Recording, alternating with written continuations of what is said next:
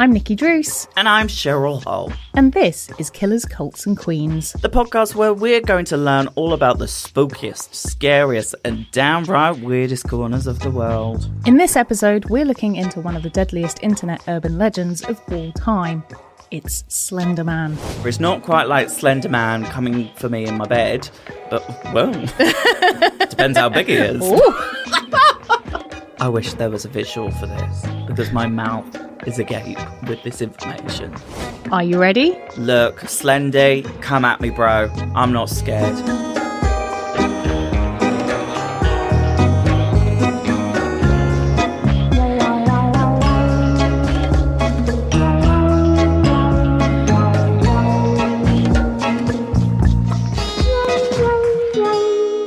Welcome to Killers, Cults and Queens, the show where we take you on a journey into the darkest corners of the world.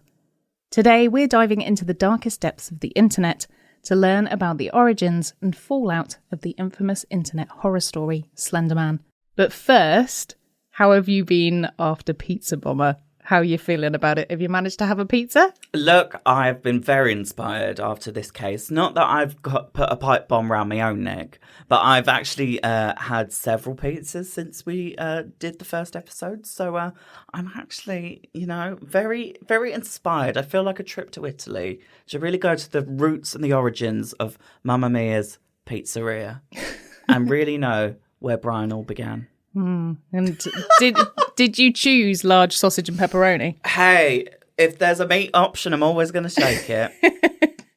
So, what do you know about Slenderman and urban mythology? I just know that he's very tall and he's got a suit from Moss Bros. That's all I know. Well, turn off the lights and get ready to be creeped out because we're about to go on a very dark journey. Oh, God. It's a balmy Friday night in May in the suburb of Waukesha, Wisconsin in 2014. 12-year-old Payton Leitner is getting ready to celebrate her best friend Morgan Geyser's birthday at a sleepover. She's super excited about the sleepover. She's been friends with Morgan since year 4, and their friend Annisa is also going to be there. They spend the night giggling and messing about, running up and down the stairs whilst Morgan's mum, Angie, leaves them to it and chills out downstairs. The next morning, Morgan and Anissa suggest that the three of them go for a walk to a nearby parkland. Payton agrees and the three head off to go and play in the woods. A few hours later, Payton is found abandoned and barely alive. She's been stabbed 19 times and is clinging on by a thread. Her friends are found almost 5 kilometres away, walking along a highway. They're both covered in blood and they're carrying the knife they used to stab Payton. Their reasoning? To appease the sinister fictional character, Slenderman. Police arrive to arrest them, and they have 2 questions on their hands. 1, who is Slenderman? And 2, why did 2 12-year-old girls brutally attack their friend in their quest to find him? Let's find out.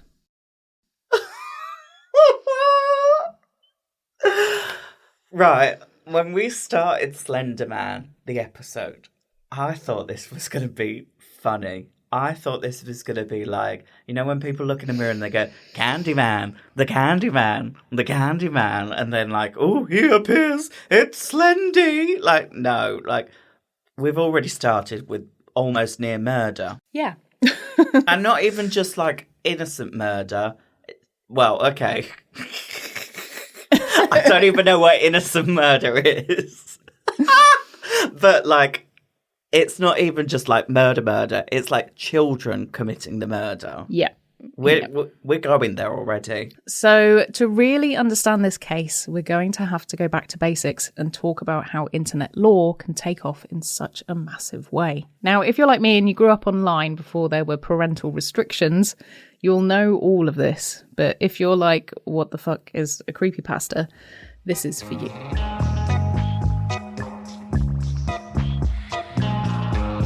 There are tons of internet urban legends and myths. Some you might have already heard of, stories like the Russian sleep experiment, Jeff the Killer, and more recently Momo. Do you remember Momo? I do not remember Momo. Maybe I just live in this bubble in Essex. If I show you Momo, let me just grab my phone and I'll show you Momo. Oh my God! Yes, I know this girl. You know Momo.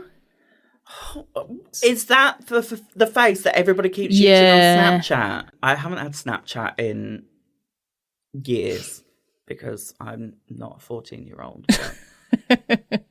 Essentially, these stories written by strangers on the internet are posted to online forums, basically to just see who can write the most heinous and terrifying story. It's basically a competition of who can write the creepiest thing. And on these forums, if you succeed, your story sticks around for a while, earning you bragging rights. The forums online where this kind of stuff exists are places like Something Awful, a daily internet news website that's been around since 1999, but which seems to have sort of stopped in 2020. But it was really popular in the early 2000s, providing a space which hosts forums where people can talk about movies, games, and of course, creepy and weird stories. Now, the Creepypasta Wiki is a treasure trove of internet scary stories and where most of them originated. Stories from decades past live on there, from super popular stories like... Are you ready for this one? I'm ready. Like Squidward's Suicide, What? which is actually not very nice, so I wouldn't recommend reading it unless you're really into that kind of thing, to lesser known but still, in my opinion, really well written shorts like Candle Cove. Again, give it a Google if you're interested. Creepypasta is now the kind of catch-all term for any internet monsters or spooky stories, and they're mostly always written in the "this is a true story" style. The author wants to convince you that what you're reading is an actual first-hand account of something that they've experienced, wildly fantastical or not. And that's the kind of lure of it. The idea that maybe this horrible villain or monster might be real, and it could be coming for you.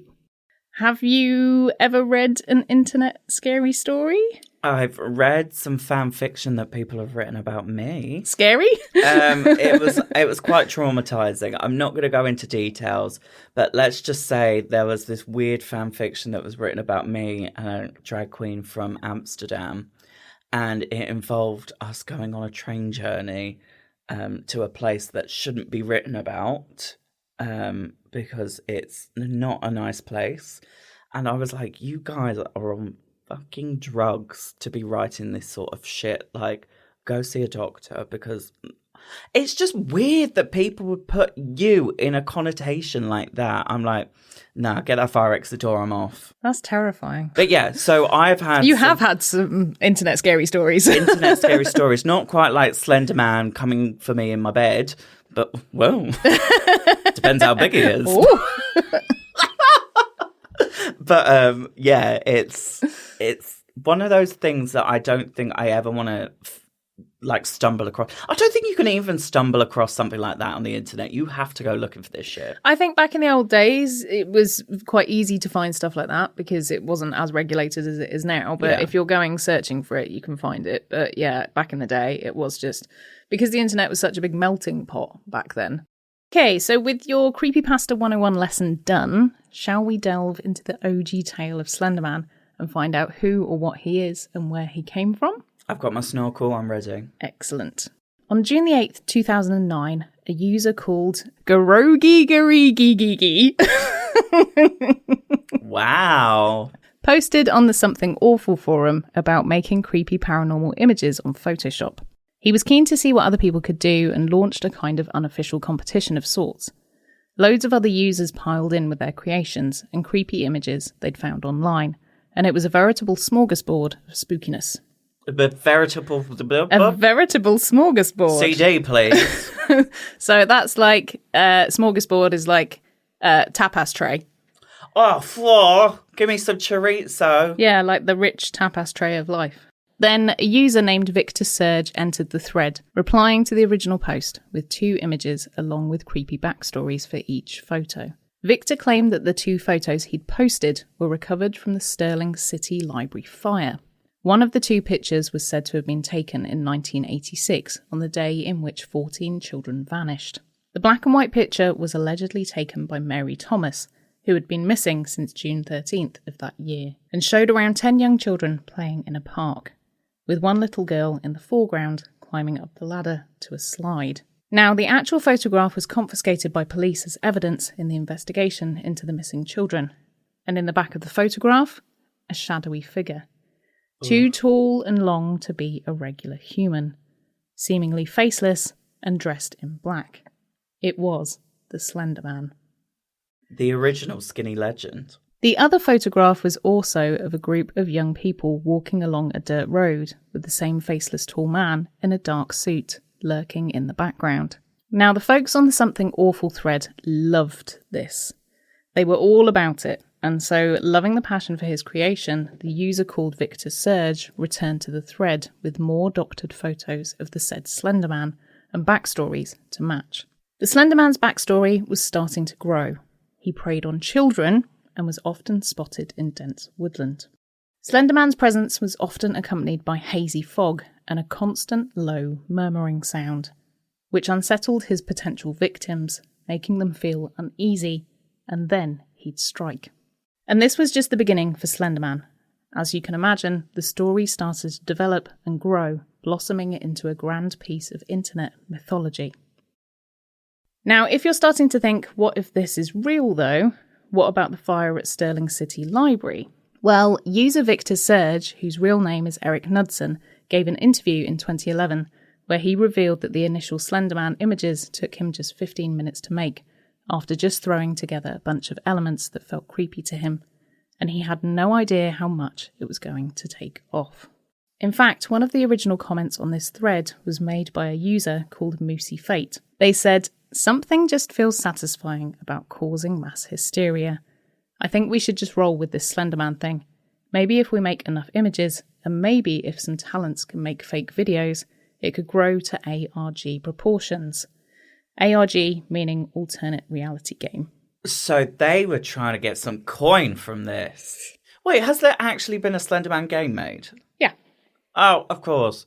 And they're walking straight into that bank where the money's not stored. And so fast forward a few years, we get to 2014, where the Slenderman myth is fully solidified and out of the creepy woods into the public domain. This Photoshop spook from 2009 is now seemingly a living, breathing monster who can expel 8 feet long tendrils from his back at will, is up to 15 feet tall, takes children and kills their families, stalking people for months on end, interfering with electronics, and causes amnesia. I shouldn't laugh, should I? It sounds serious, but it sounds ridiculous. It is ridiculous, and it is fake, so it's okay. You can laugh at this one. That's all right. You're allowed to. It's okay. 15 foot, spreading my wings. Come on, children. The Lollipop Guild. Oh, maybe he kind of is a sort of child catcher, I guess, then, isn't he? Yeah. He'll appear constantly if you look at him in the face and lives in a huge mansion in the woods. His backstory and character is so well written and documented that you can only imagine what people discovering him for the first time must think, especially impressionable young teens.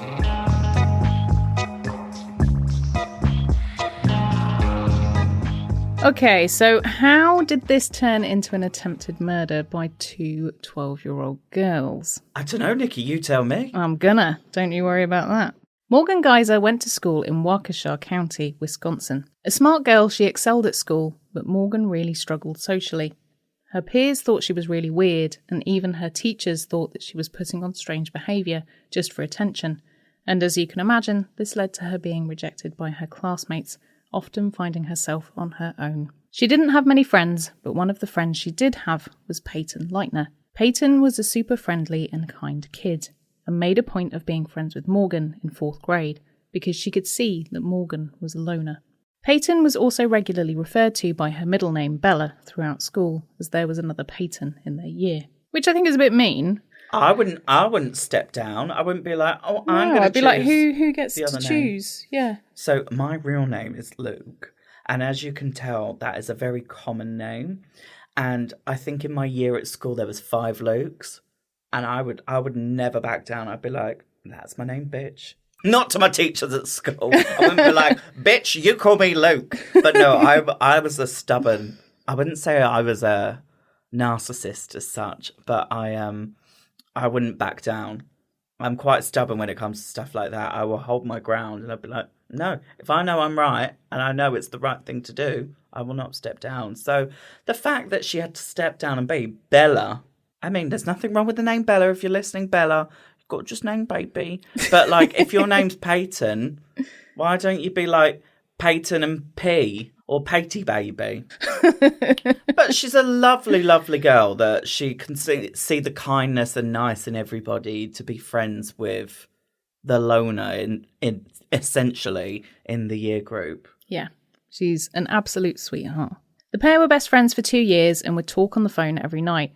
Now, I'm going to show my age here, but do you remember having to use the landline to call your school friends? Of course I do. I actually remember, I was joking with my brother the other day. We've got this weird thing where we will remember really niche things, and we remember our first landline phone number. So on hand on heart, I could be like, I'm not going to say the number in case you weirdos are going to start phoning it. And this poor old lady's like, why are you ringing my phone? But yeah, I remember stuff like that. Do you remember having to disconnect the landline to plug in the internet? I do indeed. I still remember the noise of the internet. And all I'd want to do is go on the Nickelodeon website to go to amandaplease.com. That is what I was doing. And I'm not sure if anybody remembers this, but Nickelodeon had like their morning TV show called The Crunch. And I applied to be on The Crunch without telling my mum. And then the next day we get a phone call to the landline. And my mum's like, hello. And they're like, this is so-and-so from Nickelodeon. I'm a producer of The Crunch. We really want to speak to Luke because we really loved his application. And she's looking at me like, what have you done? But I made great TV.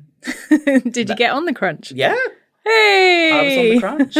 It was great. And I've got to thank the dial-up modem for getting me there. Amazing. Things changed for Payton and Morgan when a couple of years later, Annisa Wire moved to town and joined the school. She unfortunately suffered the same exclusion by her classmates as Morgan. They thought she was weird and she was bullied a lot. Oh, bless her. But like a moth to a flame, Annisa found a kindred spirit in Morgan. And as no one else wanted to hang out with them, the two sought solace in each other and they became really close. And Morgan somewhat ditched Payton. How could you ditch a friend like that? Kids be kids. I mean, true that, IGGY, I have been there. Mm. Oh, God. Don't, because this has actually given me major PTSD to being back in school. I know, it also did the same to me. I was just like reading through it and yeah, just not nice. It's a lot of memories from... I'm triggered. Yeah, it's all aboard the trigger train.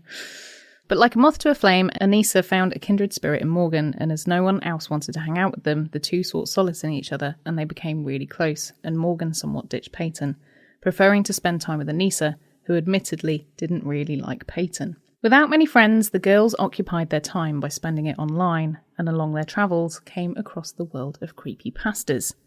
Now, like I said earlier, there are a ton of spooky stories on there, most of which are really not appropriate for 12-year-old minds to be absorbing. No. Annisa was the first one to find Slenderman and get super into the lore of it all.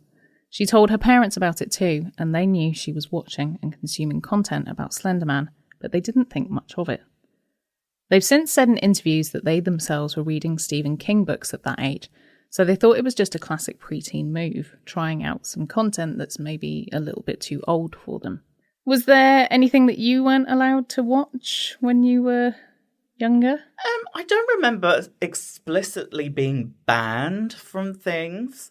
Like, oh, you're not allowed to watch this movie, you're not allowed to do this. So I don't remember anything like that. Obviously, as a very impressionable child, you shouldn't be watching the naughty stuff on the internet, but as horny teenage boys, you do. So, it happens. But realistically, I don't remember. I was a very naive child. Like, I was like the good child that never did any wrong. So I didn't really get into any places that I shouldn't have. And I had no desire to watch grown-up adult movies. I was quite happily watching The Princess Diaries, So I don't think my parents were concerned about me in that aspect. Either way, it's not a huge red flag for your kid to have a weird obsession. So Annisa shared her new obsession with Morgan, and this is where things take a turn. According to Annisa, when she showed Morgan a photo of Slenderman, she said, "Oh my God, I think I saw him when I was like 5. Sure you did, darling. Yeah. Something to note here is that Morgan was later diagnosed with early onset schizophrenia. Her dad also has schizophrenia, and so her parents knew it was something that could potentially happen with Morgan. Oh, God.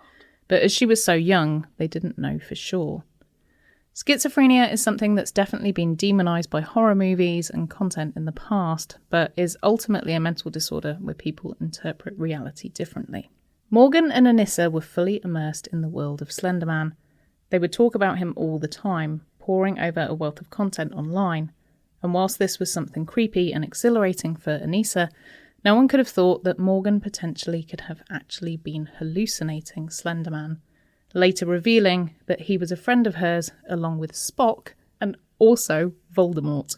He who shall not be named. Exactly. Along with the author. All of whom she regularly communicated with. Also, at this time, Morgan starts checking out books from the school library, which focus on crime scene investigation, mental health, and prisons. It seems she was carrying out some research for the future. Now, I checked out weird books when I was younger, though, because of course I did, it's me. We're inquisitive people. Yeah. Like, if you get told, don't look behind that door, you're going to have a little peek, aren't you? Yeah. Because your mind can't control it. So no wonder you become fixated on something like this, a topic that isn't real, and you want to believe it's real, so you'll do anything within your power to make it a reality. And unfortunately for Morgan, with her schizophrenia, she was making it a reality. So this is actually really upsetting. Mm-hmm. Like, this poor girl is being thrown down this well of information that's not real, and there's no way out because nobody's throwing the bucket over, you know? Exactly. That was a very good analogy for me. It was very good. Pat on the back for Shezzy. Points for Shez. We're not keeping a scoreboard, but I've never won anything in my life. Morgan wasn't the only one to see him. Annisa also told Morgan that she had seen Slenderman from the school bus, standing in the woods with tentacles coming out from behind him. The pair believed they were being contacted by Slenderman and that he was coming for their families. I call bullshit. Becoming fully immersed in the lore, the pair read online that Slenderman has proxies, which are basically servants, that live with him in his mansion. Once you're a proxy, you and your family are safe from his clutches. But the only way to become a proxy is to prove yourself. And to prove yourself, you have to kill someone. And so a plan starts to form. Not the sacrifice. Over the course of 6 months, Annisa and Morgan start to plan. But they need to pick a perfect sacrificial victim. They settle on Payton. Look, I know we were joking about Slendy to begin with, that he was this joke and this meme and this thing that we can laugh at. But the fact these two 12-year-old, now, I've got an 8-year-old nephew.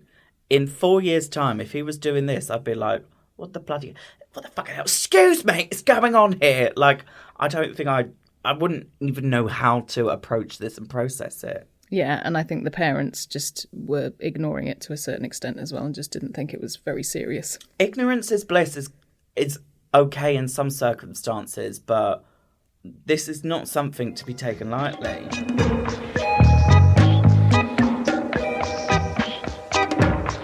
Morgan and Anissa take some time to think about when best to execute their plan and eventually decide that Morgan's birthday sleepover on the 30th of May is the perfect opportunity as they can wait until she's asleep. Morgan's birthday rolls around and the girls are treated to a night out before the sleepover by Morgan's parents. They go to Skateland, the local roller rink, for a disco. They eat pizza, have a great time, and then go back to Morgan's to watch a movie. Sounds fun. When you think back to, like, going to a little party like that, how fun would that be? I know, I'd be having the best time. Skating around like it's a Jessica Simpson music video. All the boys hanging out for a public affair. Just me? Yeah, Yeah, just you. Okay. You're on your own on that one. Okay. So a nice little party, and then they're going to go back and stab a bitch. Yeah. Oh, sorry, I shouldn't call a child a bitch. The girls go to sleep, but unbeknownst to Payton, they'd been planning, and during the night, they would wake up, duct tape Payton's mouth, and then stab her in the neck.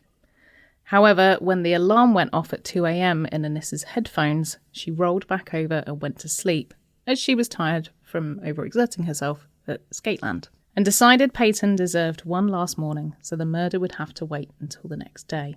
The next morning, after a fun and relaxed birthday breakfast of donuts and strawberries with Morgan's mum, Angie, the girls go to play in Morgan's bedroom. And whilst Payton is playing dress-up, putting on a pink princess dress in the bathroom, the girls are finessing their murderous plot. The girls ask Angie if they can go to the park to play on their own, and they are allowed to go unsupervised as a birthday treat. So they get to the park, and at one point they all pile into the bathroom there. This was Morgan and Anissa's next attempt. They thought they could kill Payton in the bathroom, and they thought it made the ideal place as there were big drains in the floor for the blood to run down. But again, they got too nervous. Annisa at this point tries to knock Payton out, as she's heard it's easier to kill someone if they're unconscious or asleep. But she misses and doesn't want to make Payton suspicious, so they give up and go outside. So finally they convince Payton to go birdwatching in the woods. She didn't really want to go, but they convinced her. Payton agrees, and Morgan and Anissa tell her that if she wants to hide properly so they can watch the birds, she should get on the floor and cover herself in leaves and twigs. Right. Now, Morgan and Anissa at this point argue about who was going to kill Payton. It seemed like neither of them actually wanted to do the deed, but they had to, as in their minds, if they didn't, their families would be killed. Morgan handed Annisa the knife and said, "You know where all the soft spots are."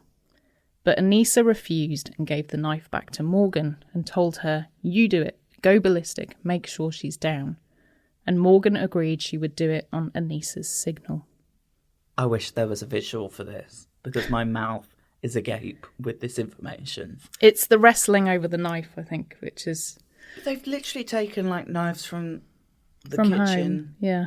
Just to murder this poor innocent girl. Who has no idea about any of this, obviously. They've decided that this is what they're going to do. For a fictional 15-foot man. Yeah. Nah, I'm scared where this is going now. So, whilst Payton's hiding on the floor, thinking she's just waiting for birds, Annisa shouts "now" and turns her back away from what's about to happen. Morgan then said to Payton, "Don't be afraid, I'm only a little kitty cat," jumped on top of her, whispered in her ear, and said, "I'm so sorry," and then stabbed her 19 times. You were joking. If you count to 19, that's a long time. I don't want to even do that. I don't want to sit here and go 1, 2, because awful. The reality will sink in at how awful this situation is, and this poor girl is just laying there, helpless. Oh, look, I knew this was going to be taking a dark turn, but now I feel a bit icky about this because, right, I'm going to level with everybody here. This is when each country's mental health is failing everybody. Yep. And this is why everybody needs to step their shit up and make sure that everybody has the help and support they need, because this could have all been avoided if, 1, there were better internet laws, which there are now. There are. And 2, this could have all been avoided if the parents had the support. Look, like schizophrenia and stuff like that, it does get passed through genetics. So this is stuff that could have been nipped in the bud if they go, we need to monitor this just in case tendencies come up. And surely a fixation on a fictional man is surely enough of a flag to go, maybe we should keep an eye on this. So yeah, this could have all been avoided if the US had their shit together in terms of mental health support. Yep. Payton, incredibly still alive, screamed to Annisa and Morgan that she couldn't see, couldn't walk, and that she couldn't breathe. They told her, "Don't worry, lie down, you'll lose blood slower that way, we'll go and get help." But they weren't going to get help, they were leaving her to die. After realising that the girls might not be coming back, somehow Payton got the strength to get up and walk. She walked until she reached a patch of grass near a path where she could lay down, and luckily, not long after, a cyclist who had decided that day to deviate from his usual route found her and called 911. Look, I'm a firm believer in everything in life happens for a reason. Oh, entirely. and that person was sent something from, I don't believe in God. Sorry for people that do believe, but like, I don't believe in like a God, but there is powers in amongst this world that bring us to the places we're meant to be in that moment. So thank the heavens that there was somebody there for Payton. Officer Dan Klein was the first on the scene, and he immediately asked her who did this. Payton said straight away that it was Morgan and Anissa. What a good girl for doing that, though. I mean, she was raised right. When Dan calls in the incident, the emergency services speed their way to them, but the call also triggers a search for the missing attackers. Meanwhile, Payton is rushed into surgery and the nurses begin counting her stab wounds. She has 19 in total, which span across her arms, legs and torso, basically her entire body. While she's being operated on, her surgeon discovers something alarming. If one of the stab wounds on her chest had been the width of a human hair deeper, she would not have survived, as it would have severed an artery in her heart. I know, so lucky. I honestly think this podcast needs to become visual, because sometimes I literally do not have the words to react, and I'm sitting here like clutching my mouth in like shock. It is very shocking, this one. The fact that she is alive, period, full stop, exclamation mark. Next line, like I say to my Siri. Like, it is unreal. So with Payton in surgery, police are working to find Morgan and Anissa. They go to their homes and inform their parents of what has happened. Anissa's mum finds her mobile phone in her room, and on it there's a note which says she's sorry for what she's done, and the family start to worry that maybe the two girls are in danger too. However, it's not long before they're spotted, safe and well. At 2:53 in the afternoon, the girls are found sitting on the side of the freeway. They have blood on their clothes and the attempted murder weapon is in a backpack they're carrying, a large steak knife. After the attack, they thought they'd be able to go to Slenderman's mansion to begin the next part of their mission, but despite walking for miles, they didn't find it. Funnily enough, because it doesn't exist. They're arrested and police bring them in for questioning, which is when things begin to unravel for the duo. But strangely enough, they both seemed pretty calm about the whole thing. They're always calm because they know what they've done and they have no remorse. Meanwhile, Payton is now out of surgery and Detective Michelle Tresoni is called to her bedside. As soon as Payton can speak, Tresoni takes a statement from her as doctors have told her she may not survive and she doesn't want the truth to die with her. Tresoni heads back to the station where the two girls are in custody and it's time for her to corroborate the evidence. Meanwhile, waiting in custody, Morgan was recorded singing and dancing and just generally amusing herself in the interrogation room, whilst Annisa was a little bit more nervous and worried about what her parents were thinking.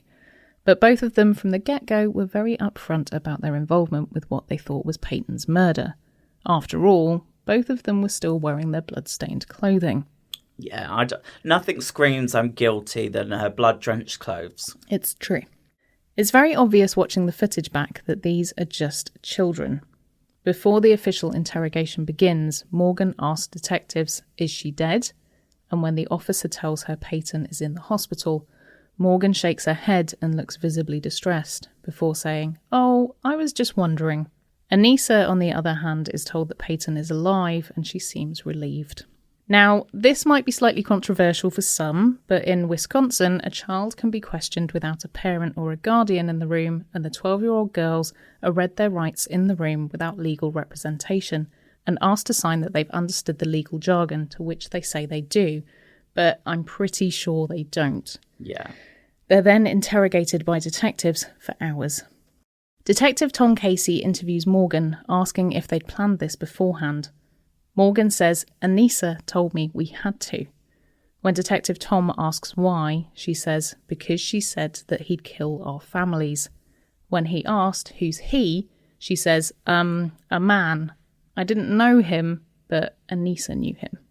Meanwhile, Detective Tresoni, the one which has taken Payton's statement, was questioning Annisa, asking her to tell her what happened. Annisa says, there's this website called the Creepypasta Wiki. It's full of, like, horror stories that are meant to purposely scare you, and there is one of them called Slenderman. At his own will, he can, like, explode these tendrils from his back and, like, strangle his victims. From what the Creepypasta wiki said, he targets children most. So you can tell they're kids. Yeah. What sticks out the most from these interrogations is that these girls were convinced Slenderman was after their families, and whilst Annisa expressed some remorse about having to kill her friend, explaining that she didn't really understand what murder was until they'd attacked Payton, Morgan just said, "I thought about it, but then I decided that remorse would get me nowhere. It's easier to live without regrets." Which I think is the most chilling statement I've ever heard. I'm going to hear that in my sleep tonight. Yeah, it's terrifying, isn't it? For a 12-year-old to think like that. You wouldn't, would you? There's just, as a child, why would you be thinking about regrets? Because children are sponges. And like at this age, being fed such dark information, they're going to absorb it and naturally have this maturity to this information that they shouldn't know. Or at least not know until they were of age where they could process it properly and realise that it's not what you should do. Like, why is a 12-year-old talking about regret? Actually, have you seen the clip of the boy that's talking about, like, the football game, and he sounds like a 50-year-old man? He's like, "That was the most exhilarating game of my life," and he's like 9 years old. "I've never experienced anything quite electric like it." I'm like, why are you talking about a 55-year-old that's just been to an incredible golf tournament, you know? It's because maybe it's reincarnated person. Maybe. Back again, but an old soul. Yeah. I'd say I'm an old soul. I feel like I might have been around a few times, but maybe not that many. You're like Lisa Stanfield, being around the world in I. Still can't find your baby.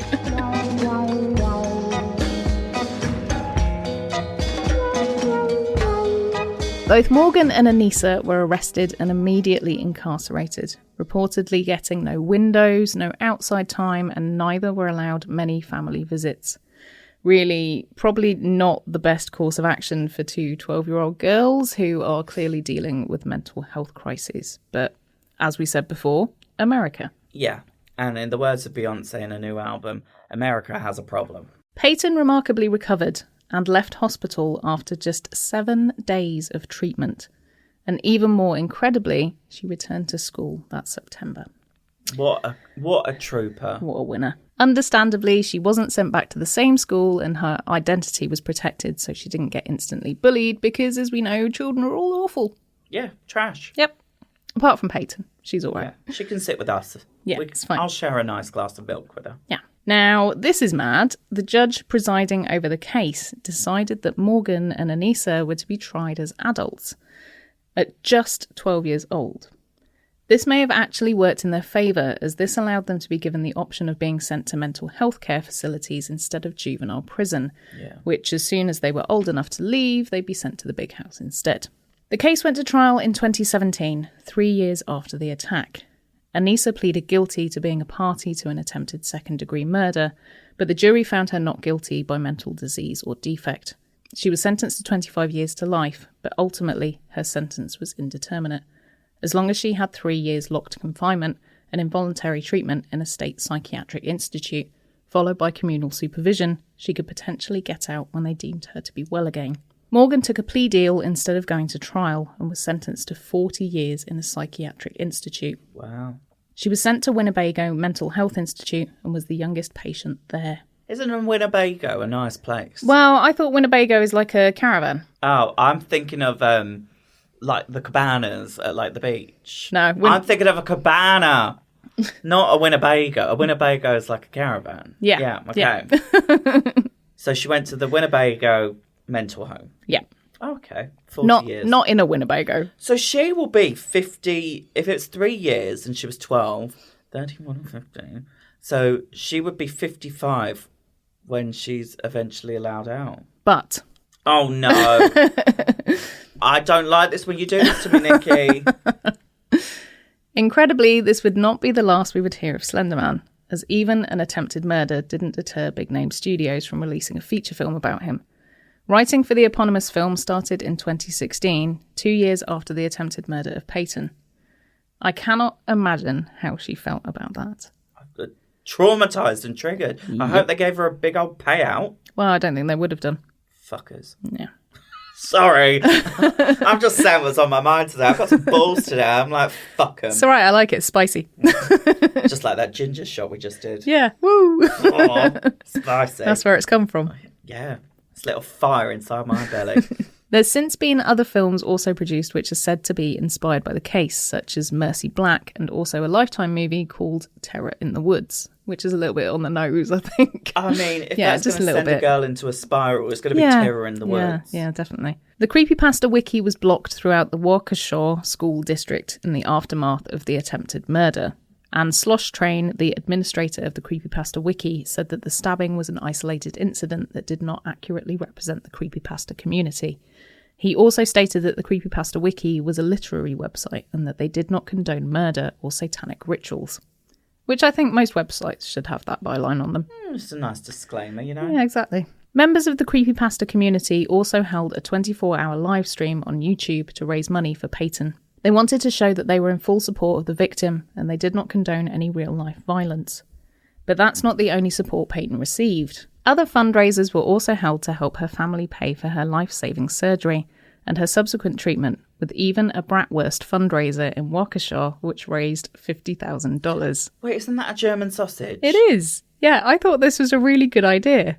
Rather than a bake sale, why not have a sausage sale? Well, don't tempt me with a good time.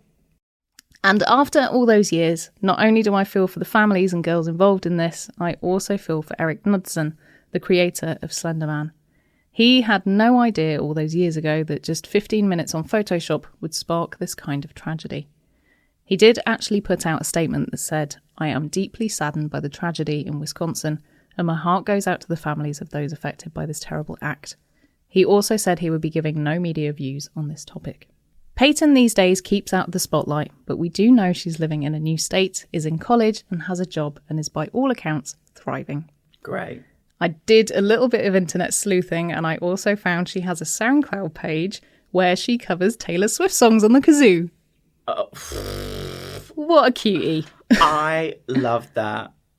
I mean, the kazoo does take me back. Do you remember Early Learning Centre? Yes. Ah, the those ELC. were the days.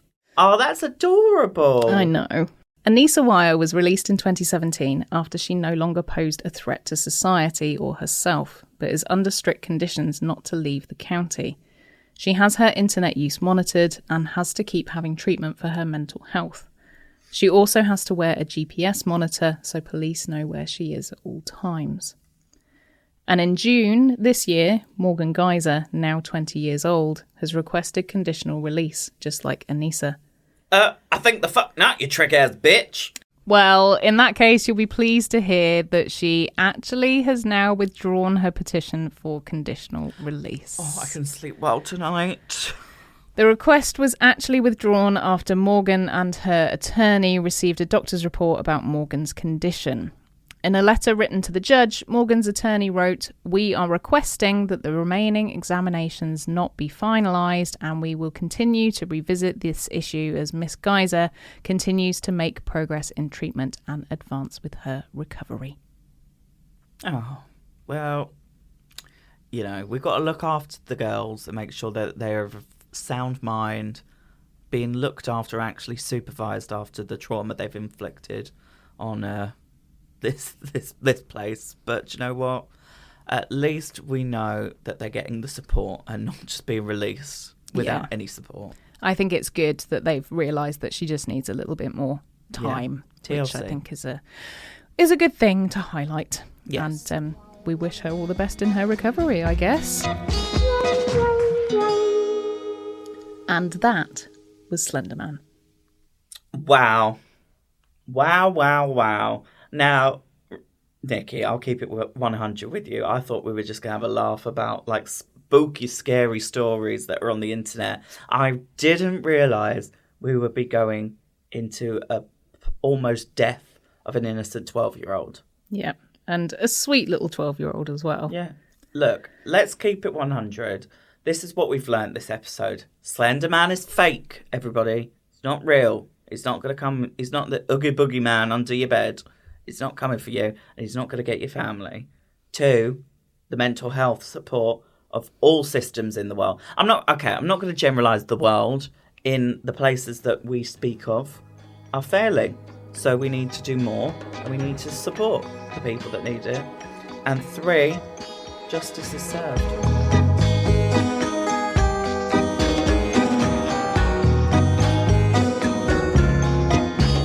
So as usual, we've popped all of our sources in the description, so if you want to find out more about this case, then please head there. And if you've been affected by any of the themes in this episode, please have a look at the description for lots and lots of helpful resources for you. Yes? Next time on Killers, Cults and Queens. We're looking into the horrible history of incels and their very gross poster boy, Elliot Rogers. Yeah, and I can already tell you that I really hate that guy. Subscribe or follow to make sure that you never miss an episode of Killers, Cults and Queens. And if you have a case or a story you'd like us to explore, come on, slide into the DMs. See you next time, and don't be a killer or join a cult. Just be questionable. No way, just be a queen. Goodbye.